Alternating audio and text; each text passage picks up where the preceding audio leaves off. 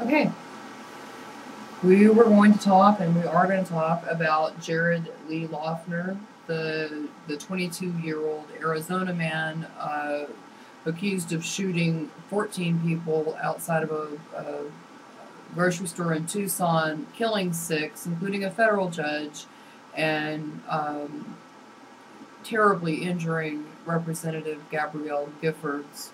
Um, and on the subject of whether or not he's insane, I think we all know that he's going to try and go for what Arizona law provides for, which is not guilty by reason of insanity.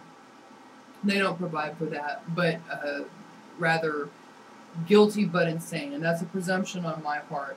But that's what I think he's going to go for. I think we've seen a lot of doctors, mental health professionals on different news programs saying that they certainly think that he fits the criteria for paranoid schizophrenia, but as we know, that doesn't mean that you're not criminally liable for the things that you do. I think that would entail not knowing the difference between right and wrong. And we know that or at least we think that he was confused as to whether he was sleeping or awake, and a whole lot of stuff.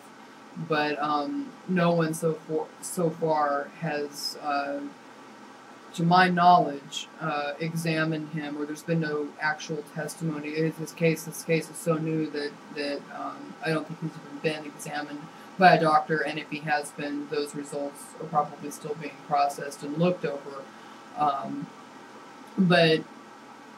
But I wanted to talk to you about what we as Christians think is going on with Jared Lee Loughner, who is a self-proclaimed atheist and heavily into Nietzsche and nihilism, and whether or not his actions and his mindset fit the definition of insanity, or whether they fit the definition of a simple atheist who's taken his worldview many steps further than most. What do you think? Right. I feel as if he really isn't insane, even if that's possibly what most people are thinking is the case. What I've been able to gather is he strikes me as somebody that is simply following atheism and nihilism and some really bleak and disturbing worldviews out more consistently than most atheists and nihilists do.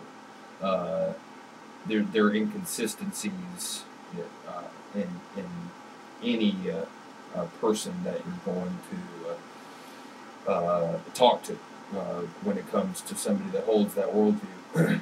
But Jared Loughner was consistent with that worldview in terms of his actions. To a point.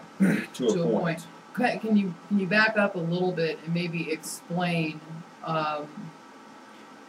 what it means, what it would mean to consistently be an atheist? I mean, I think that most people think that it means that they don't believe in God, which I'm